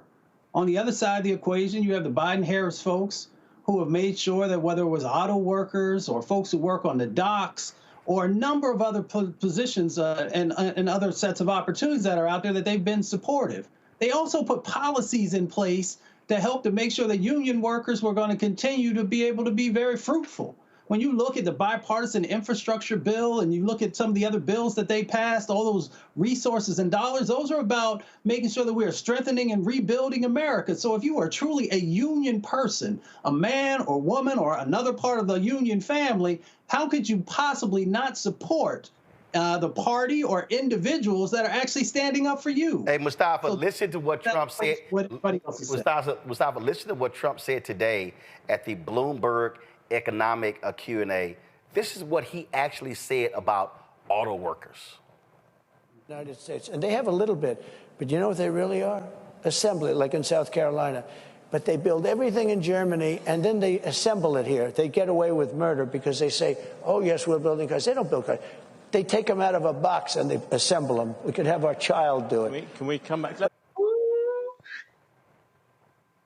The UAW posted that clip. That's what Donald Trump, we could have children assemble these cars. That's what he thinks about labor. And remind, that little firefighters thing he had in Scranton, Ohio, there were fake firefighters behind him. When he had the so-called UAW support, there were fake union workers behind him. He is a fraud. Well, he's always lied. He has always lied to union people at the moment that he needed them. You can look at how he lied to United Mine Workers, you know, the folks who worked in the coal mines, and told them that he was going to bring it back. And it just kept continuing to fall further and further behind. You can look at the United Auto Workers and the statement that he just made today. The interesting thing about Donald Trump is that he has never truly built anything.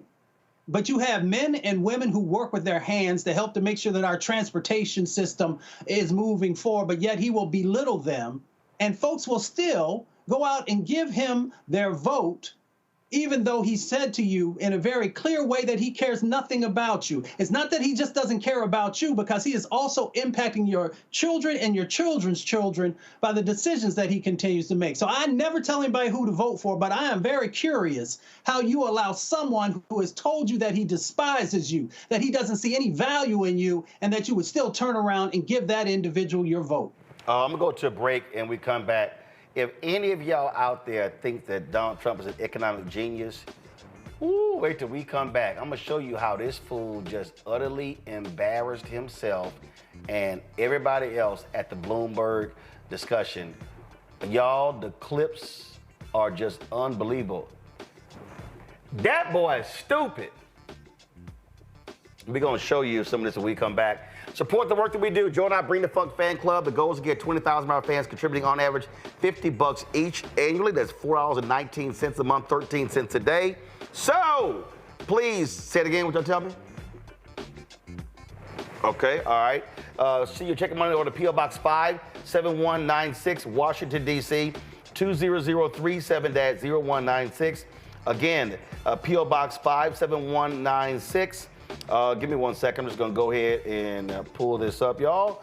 Graphics machine crashed, but it's all good because I got my own iPad. All right.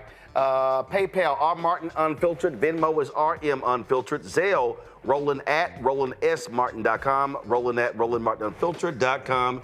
We'll be right back. Jill Stein, Green Party candidate for president. So why are Trump's close allies helping her? Stein was key to Trump's 2016 wins in battleground states. She's not sorry she helped Trump win. That's why a vote for Stein is really a vote for Trump. Jill Stein, I like her very much. You know why? She takes 100% from them. I'm Kamala Harris, and I approve this message. There's nothing socialist about Kamala Harris. Trump says Harris is a radical. I don't buy it. Conservatives have a supermajority on the Supreme Court. With a likely Republican Senate, those checks and balances will keep our country sane. If Trump wins, he could end up with total control. I'm a conservative. I don't agree with Harris on everything, but she was a tough prosecutor, and she put bad guys in prison. I voted for Donald Trump 3 times. I'm voting for Kamala Harris in November. Now, I'm voting for Kamala Harris this fall. Wrongfully convicted. 5 teenagers were arrested, tried, convicted, and sent to prison. No men were exonerated. What he did to us, he tried to end us. Of course I hate these people. So-called Central Park 5. Calling for execution. And let's all hate these people. You cannot have this man go into office again. I want society to hate him. We were innocent kids. The confessions were coerced. Today, we are exonerated. That guy says he still stands by the original guilty verdict. This is about democracy being on the ballot. I have absolutely no compassion. Look at Kamala. She represents the kaleidoscope of the human family. There's something different happening in America. We will get the opportunity to build a future where we will be able to thrive and not just survive. Winners never back down from a challenge. Champions know it's anytime, any place. But losers, they whine and waffle and take their ball home. Trump now refusing to debate a second time. He did terribly in the last debate. He's so easily triggered by Kamala Harris. Well, Donald, I do hope you'll reconsider to meet me on the debate stage. If you've got something to say, say it to my face. I'm Kamala Harris, and I approve this message. He told us who he was. Should abortion be punished? There has to be some form of punishment. Then he showed us. For 54 years, they were trying to get Roe v. Wade terminated, and I did it, and I'm proud to have done it. Now Donald Trump wants to go further with plans to restrict birth control, ban abortion nationwide, even monitor women's pregnancies. We know who Donald Trump is. He'll take control. We'll pay the price. I'm Kamala Harris, and I approve this message. Me, Sherry Shepherd, and you know what you're watching, Roland Martin Unfiltered.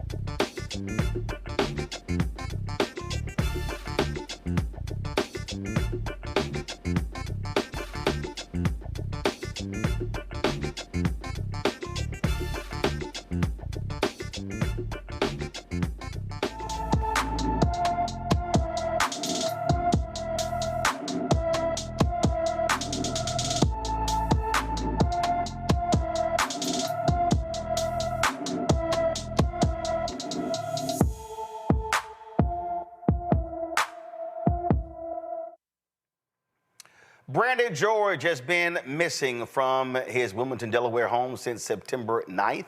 The 15-year-old is 6 feet tall, weighs 160 pounds, and has black hair and brown eyes. Anyone with information about Brandon George should call the Newcastle County, Delaware Police Department at 302-573-2800, 302-573-2800. Folks in Sarasota, Florida, say the police department there, y'all watch this up, said a crime was not committed after a black teen was harassed in his neighborhood by a white man, Stephen Caraga. The video circling on social media was recorded by the teen, showing Caraga stopping, first of all, getting out of his car and questioning the young black man, the young black teen, if he belongs in the neighborhood. It looked like he retrieved a weapon at one point, but another man stopped him. Watch this. What's going on, buddy? Nigga that brought a team out here. Obviously, he doesn't live here. The reason why I asked you to live here is a private community, so if you don't live here, you need to leave. So if you live here, you're visiting a friend, that's fine, just let us know, because you're getting neighbors concerned since you're walking around my house. I'm not walking around your house. Hold on, Steve. You've been past my house 4 times, I don't know you, I've never seen you here before, and you're walking past my house over and over again. So if you live here or you have a friend you're visiting here, that's fine. I'm not in front of your house. You're actually following me. You went up the wrong way. We just asked me a question. You live out here? I'm a part of the neighborhood. You're a part of the neighborhood? Does that mean you live here? It's simple.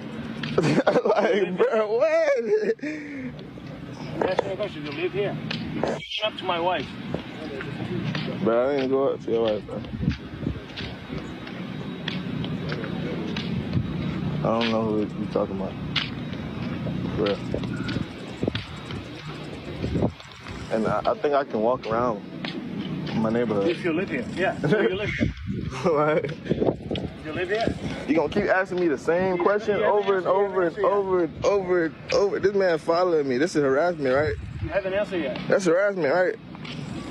That's harassment, right? I think what you did to my wife, yes. Look. You followed it. What you did to my wife, You yes. read it up.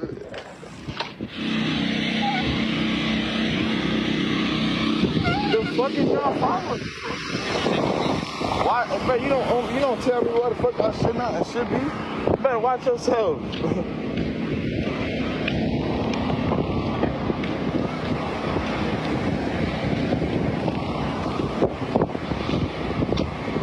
Fuck.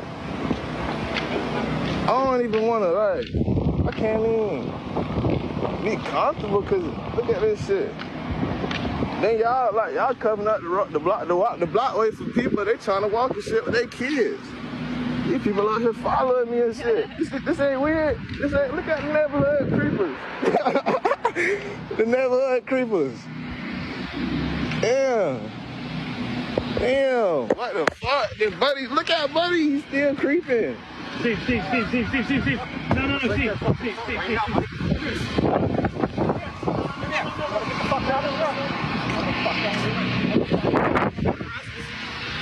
the fuck? Hey, that's some weary shit, my boy. Damn.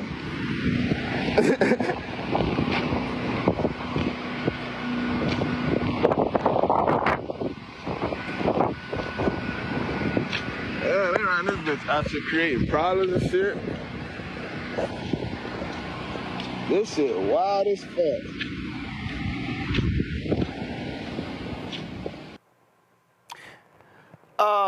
Gavin, do you know how many times white folks have walked in my neighborhood and I don't pay their ass no mind?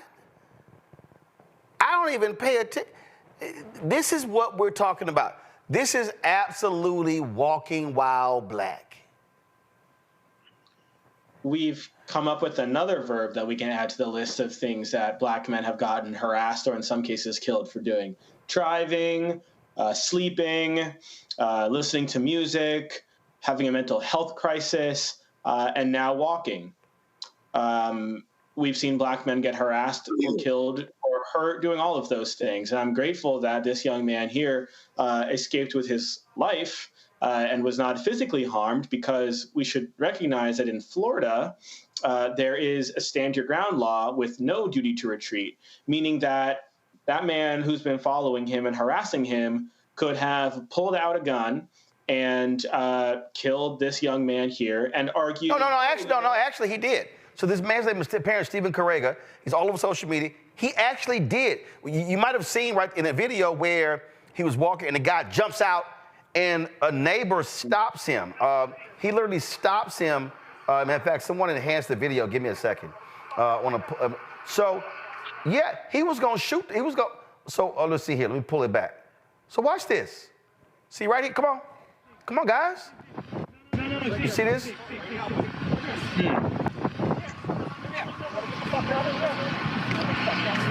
So the neighbor right there, and so this guy, the neighbor in the green stopped him. He actually grabbed the gun.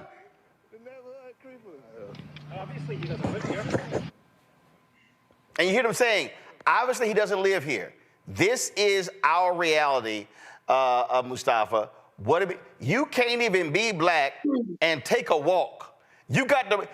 This is South Africa. This is Elon Musk apartheid. Show your papers. Prove to us that you live here, because this is our neighborhood and we don't know you. Listen, man, hey, it's 8 houses on my block. I don't know who the hell in 7 of them. And I don't even care. I had a neighbor, Mustafa, stop by, said, welcome to the neighborhood. I didn't even want to talk to him. I mean, I feel you. I mean, and I know we jest, but this is also deadly serious, right? This is the same way that Trayvon Martin on February 26, 2012, there in Sanford, Florida, lost his life by someone thinking that they had the privilege to be able to stop him from being able to move throughout his community, his family's community. But because they made the assumption that there is no way that you could afford to live in this community or that you have the right to be in this community, then they think that they can regulate it.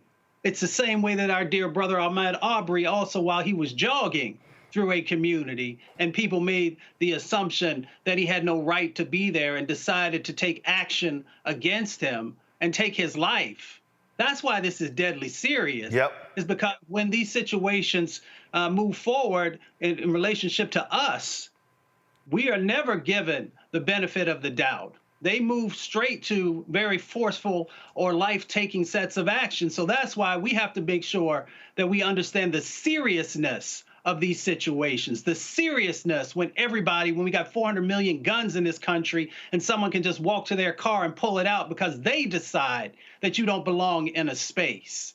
And that's why you got to have a Department of Justice that when they see these types of things, when you have the folks who are there in the legal system who are not doing the right thing, how is that not harassment? If you've been to the first year of law school, you don't even have to go to your first year of law school to understand what the definition of harassment is. But yet didn't want to have any charges or didn't want to have to pull these people in. We've got to realize that these things, yeah, they can be humorous when we understand the totality of certain things that we've been through, but there is also a deadly seriousness for Black men and Black women when it comes to people making decisions about where we should and shouldn't be, and if they have the right to take our lives, because there are laws on the books that say stand your ground. But the only time stand your ground ever really comes into play is when Black and brown people are the ones that are on the end of that bullet. Randy, these people are truly insane. These people actually think they can do what the hell they want, when they want, and you walk past my house 4 times. Well, hell, if I'm out walking, and if I'm walking a mile or 2 or 3 miles, it's a good bet I'm gonna have to pass your house multiple times. Well, they think that America is theirs. And as Black Americans, we are always... And it seems like you gotta comply. Your ass ain't even a cop. Well, if it's yours, right? You feel as if anyone who is a stranger or that you don't trust, you can, make us or try to make us justify our existence. That is the exhausting part. This is supposed to be our home. We helped build this country.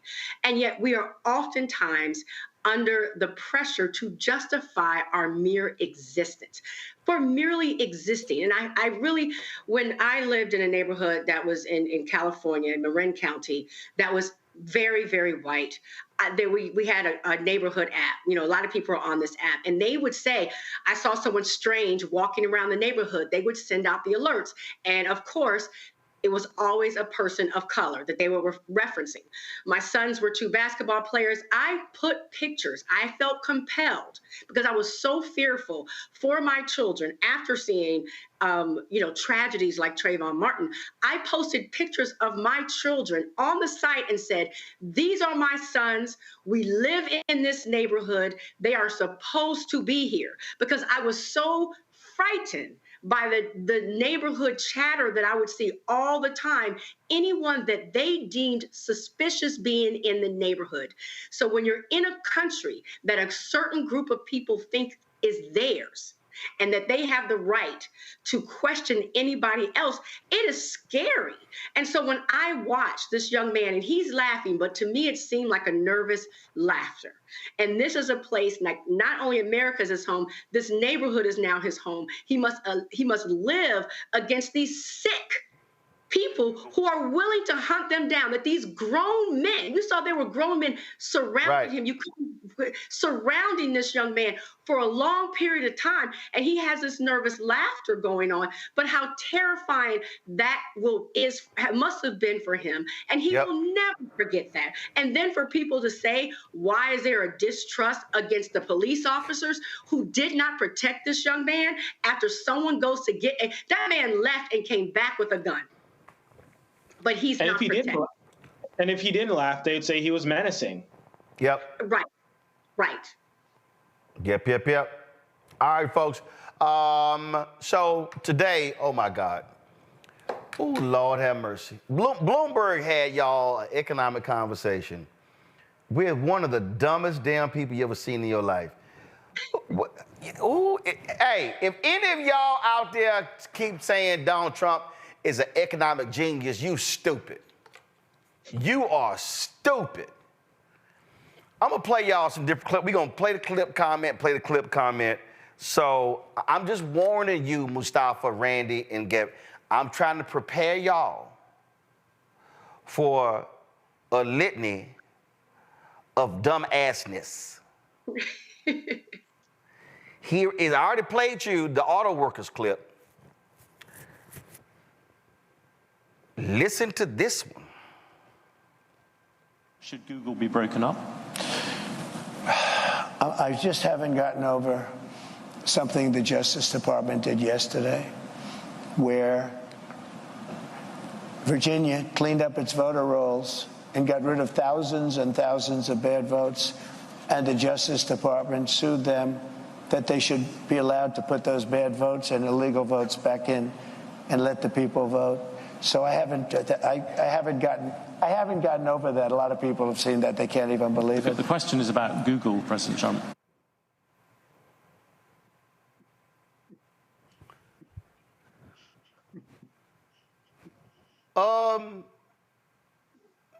Given the questions was about Google, what you talking about? I think I'm at a loss for words. Yeah, I mean, this is somehow not even as bad as when he was standing on stage last night with Governor Kristi Noem, and he asked them to play some beautiful songs, and he stood on stage swaying back and forth as Ave Maria and, I don't know, Sweet Caroline, and insert other songs for over 30 minutes, nearly 40 minutes. So somehow this is somehow less cringy than that, but this man needs help. And I saw the vice president posted on Twitter last night. She posted that clip of Donald Trump swaying back and forth to the music, and she said, "I hope he's okay. I also hope he's okay." I mean, that boy, that boy is just dumb, Mustafa. Well, there's a lot of things that are going on there. So let's be honest. You know, Donald Trump is suffering from cognitive decline. That's one part. But if you go back, you can go back at least 2 decades. But if you want to just go back a decade and you actually listen, folks, please listen and do your research. And when someone would ask him a question about something substantive about the economy or about finance, you would never get an answer that had any real value to it or depth to it. And that's because he's been great over the years at smoke screening. So when someone would ask him a tough question, he would bring something else into the conversation that had little to do or nothing to do with what was being asked of him. So this now it's very dangerous because you are talking about putting a person in charge of our economy and in charge of our military and in charge of all the various types of policies that are out there that drive our country. And you're asking someone who does not have the ability to make the informed decision. So it goes way beyond when people used to say he didn't read. If somebody doesn't read, that tells you enough about the unseriousness of them being able to do anything with a level of knowledge to be able to be successful. So now you've got the cognitive decline, you've got somebody who has never traditionally been a reader, and you have somebody who doesn't have enough information. Let me play this clip here because he is so mad that in his mind, he actually thinks that his tariffs idea can be applied to anything and everything. And then he decided to take shots at the Wall Street Journal and Bloomberg. Here's more stupidity from Chicago. You said, President Trump, at the moment there is a thing called the Trump trade in the markets. Do you know what that is? The Trump trade is very simple. People are betting that your policies are going to drive up debt, they're going to drive up inflation, so they're going to drive up interest rates. Are the investors wrong? Yeah, I had 4 years no inflation. I had 4 years no inflation. But that was when you had much. I had 4 years. It's better than that. And Biden, who has no idea where the hell he is, okay? Biden went 2 years with no inflation because he inherited from me. And then they started spending money like drunken sailors. They spent so much money. It was so ridiculous, the money they were spending. They were spending on the Green New Scam. The Green New Scam, the Green New Deal, you know, it was conceived of by AOC +3. She never even studied the environment in college. She went to a nice college. She came out, she just said, the Green New Scam. She just named all these things. But President Trump, the issue at the markets are looking at the fact you are making all these promises. Latest one was car loans. You're flooding the thing with giving giveaways. But we're going to grow. I was actually quite kind to you. I used 7 trillion. The upper estimate is 15 trillion. People like the Wall Street Journal, who's hardly a communist organization, yeah, but you don't know. They have criticized you on this as well. You are running up enormous debts. What does the Wall Street Journal know? I'm meeting with them tomorrow. What does the Wall Street Journal know? They've been wrong about everything. So have you, by the way. You've been wrong about You're trying to turn this. You're trying to turn this. You've been wrong about No, you're trying to turn this into debate. There are It's business not a debate. people. There No, are but business you're wrong. people. You've been wrong. You've been wrong all your life on this stuff. You've been. Let me tell you about currency. You're gonna, you go. So, Randy, he's like, oh, you're wrong. You actually did add significant to the debt, and economists are clear. No, you're a liar. And then again, I don't think the person who's filed bankruptcy 6 times is an economic expert. No, every business that he has essentially tried to do has failed, including his fake college. What Trump does, I mean, it's the same pattern every time, is that he attacks. So he just has to find someone to attack, and that riles his constituents up. That, he's like, you're wrong, and the Wall Street's wrong, and everybody's wrong. The court system's wrong. Everybody's against him, and you just have to trust what he says. And all he does is throw out concepts, which is exactly what the interviewer pointed out, was like, you keep throwing out all these concepts, trying to entice people to vote for you, but in no way does it make any sort of economic sense. But he can't talk about that because he's not knowledgeable about it. So he just attacks and says the same thing, and he is best when he is attacking someone. He's not going to ever say anything significant about Harris. He'll just say something broad, like call her retarded. He's not going to talk about specific policies because he doesn't understand them. He's not intelligent enough to speak intelligently about economic issues. He just attacks. Okay, prepare yourselves for this Rhodes Scholar. He was going to tax American companies doing business in France, a very substantial tax. And I told my people, I didn't even like the companies, but I'm representing American companies. So I said, call Macron and call his people and say, we're not going to stand for that. And I got Mnuchin and, a lot of guys, smart guys, if I can finish. Yeah. I'll go longer if you want. No, I was going to ask you about the Federal Reserve. You got to be able to finish a thought because it's very important. This is big stuff we're talking about. You can't go that quickly. You've gone from the dollar to So let Macron. me just tell you. So I said, no, I'm just telling you basic, it's called the weave. It's all these different things happening. Yeah. So let me just say, so I said to Mnuchin, call him up and say, no way. He did. So the right, Randy, was criticizing Vice President Harris in my interview when she talked about a constellation and how you connect the stars, how you connect the dots, talking about Trump's racism. They were like, oh, Kamala Harris just gave a weird answer about astrology. What the hell is the global weave? Right, that's what I was laughing about. He's like, it's a weave. Global weave. You got to keep up with it. I don't even really know what to say. I have a hard time finding any substance in his words to even give a critique of them because he says nothing. He just kind of meanders throughout the conversation on touch points. He attacks people. He says he'll give himself a compliment, and that's all he does. It's not a whole lot there to even critique him. He doesn't give us any policies. He doesn't tell us what he's going to do. He just throws out ideas. There's no there. And to really dumb people, he sounds brilliant. All right, I got to go to a break. Real short break. We come back, y'all. Ooh, but that play out. So if y'all got a problem with cussing, you can't listen to the next video. But after the break, so comedian Gary Owen, let's get into a verbal tit for tat with a white maggot. Ooh, wait till I show y'all the exchange. We'll be right back. I get it. The cost of rent, groceries, and utilities is too high. So here's what we're going to do about it. We will lower housing costs by building more homes and crack down on landlords who are charging too much. We will lower your food and grocery bills by going after price gougers who are keeping the cost of everyday goods too high. I'm Kamala Harris, and I approve this message because you work hard for your paycheck. You should get to keep more of it. As president, I'll make that my top priority. Bob and I both voted for Donald Trump. I voted for him twice. I won't vote for him again. January 6th was a wake-up call for me. Donald Trump divides people. We've already seen what he has to bring. He didn't do anything to help us.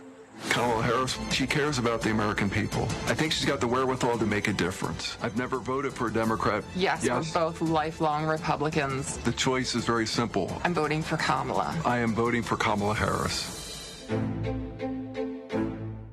IVF is a miracle for us because it allowed us to have our family.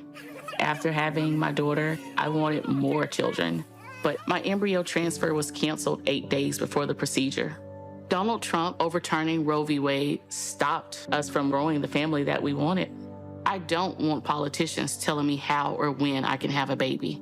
We need a president that will protect our rights, and that's Kamala Harris. I'm Kamala Harris, and I approve this message. I am Tommy Davidson. I play Oscar on Proud Family, Louder and Prouder. Right now, I'm rolling with Roland Martin, unfiltered, uncut, unplugged, and undamn believable.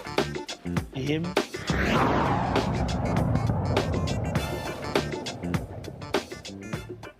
All right, y'all. So, you know what?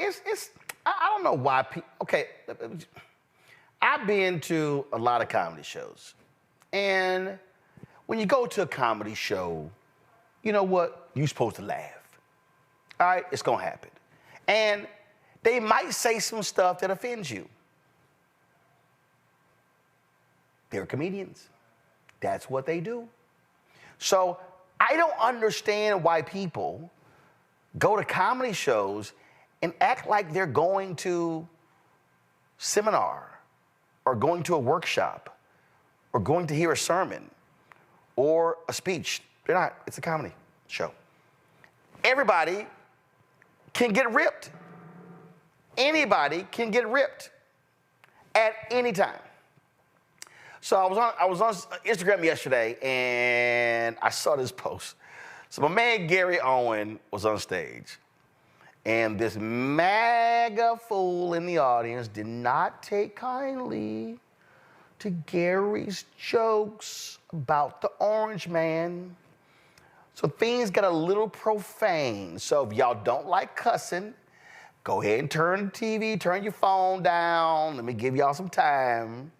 But I thought this was so hilarious that I hit Gary. I was like, yo, Gary, y'all gotta send me the 16:9 video. And so his homeboy, he sent it to me. Let me give his name. I loved it. He said, oh, absolutely. He said, Roland Martin, you're a legend. We gotta send it to you. So Adam Finke sent me this video. He shot this. So, all right, y'all got time. Y'all can't stand cussing. I thought this was just a hilarious response to a maggot. Watch. 5 minutes, motherfucker. No, you're not gonna. You know what? You're not gonna get 5 minutes, motherfucker. That was the whitest motherfucker I've ever heard. Oh my God. Build your own career, bitch. What you want my 5 minutes for? No refunds, ho. I still got your money, bitch. So technically, you work for me tonight, ho. Fuck you. Ooh, that's when I won. I won. The minute when they just give up with the fuck you. I won. Give that back to me right now. Come on, Gary. What happened? Oh, he's leaving? Is that him?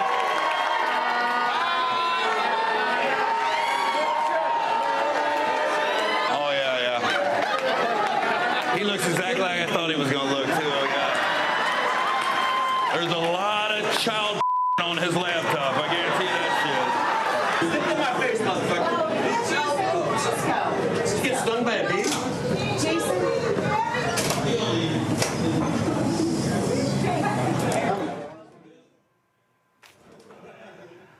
I don't get these people, Randy. You gonna walk your ass out when the Make America Great Again hat?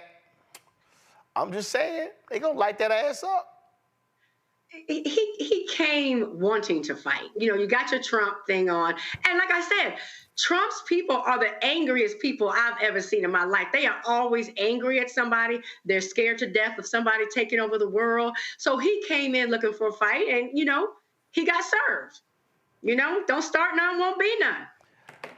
Ooh, Mustafa, one of the reasons why I want Trump to lose so bad, because I can't wait for MAGA tears.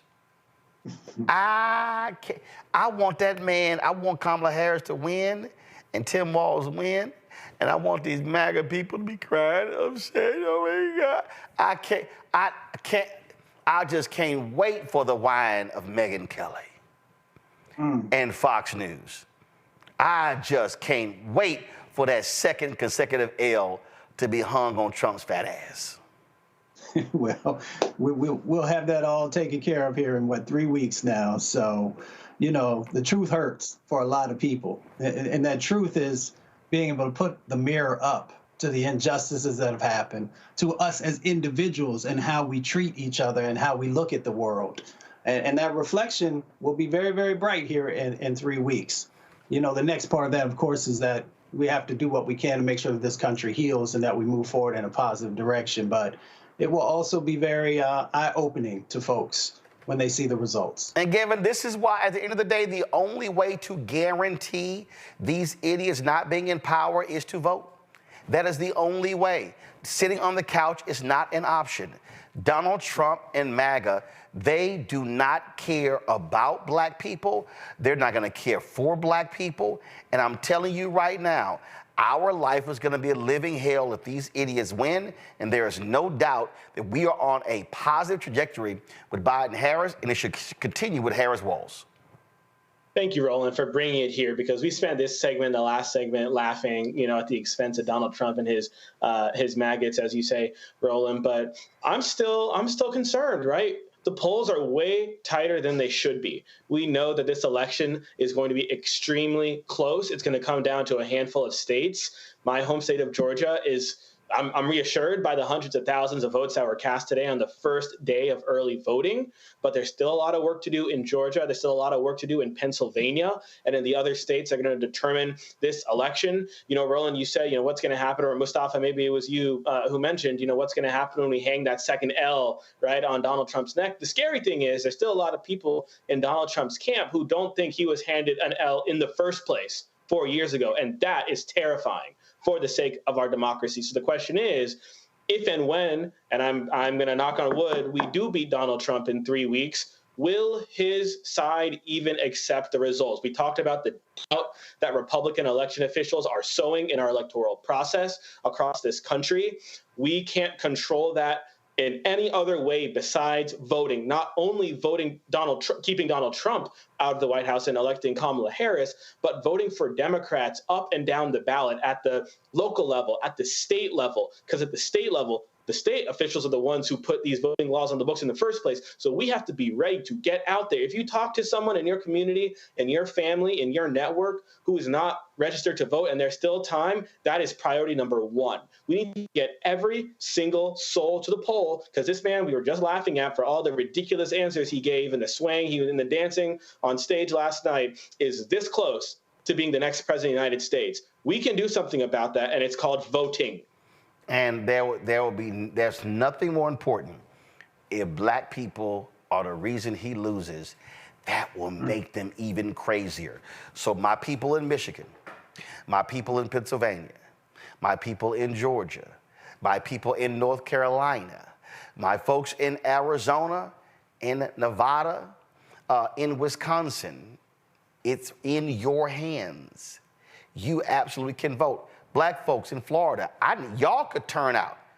400,000 Haitian Americans in Miami, man, turn out in numbers they ain't never seen. Upset Rick Scott for United States Senator in Florida. Turn those numbers out.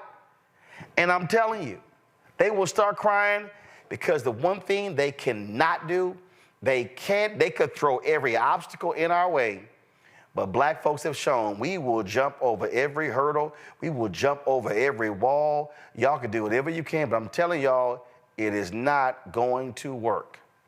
Let's take them out at the ballot box. That's how it's done.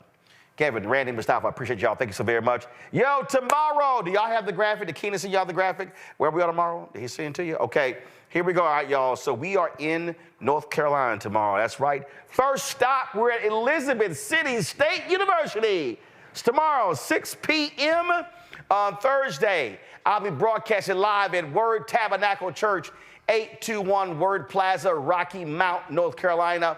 Friday, October 18th, I'm going to be at Fayetteville State University, Seabrook Auditorium, Fayetteville, North Carolina. I got some lunch stops in each one of those places. Follow me on social media. You know where we're going to be stopping. And so, man, we look forward to being on the ground in North Carolina. This weekend, I go to Dallas on Saturday. I'm going to be speaking, preaching, you know I'm bootleg, at the 10 a.m. service at Friendship West Baptist Church. Reverend Dr. Frederick D. Haynes III, I'll be signing copies of my book, White Fear, How the Browning of America is Making White Folks Lose Their Minds. And I'm voting in Dallas on Monday. Then Freddie and I are going to hit some early voting locations. Then I'm broadcasting my show live from Friendship West on Monday. I'm back here on Tuesday. I go to Brooklyn, New York on the 23rd. And then on the 24th, we are broadcasting live in Jacksonville, Florida, Edward Waters University. Can't wait. So, y'all, it's a jam-packed. We're going to be on the road doing our thing, keeping it real. Hey, y'all see I'm rocking the Georgia stand-up hoodie. It's a little cool in D.C. today. And so if you go to Georgia Stand Up website, zoom in, Anthony. Y'all can get this shirt. I have the shirt, but this here is the hoodie. Elect black women. Oh, right here. Let me move this right here. Elect black women, fund black women, believe in black women, invest in black women, follow black women, defend black women, hire black women, promote black women, stand up and vote for black women.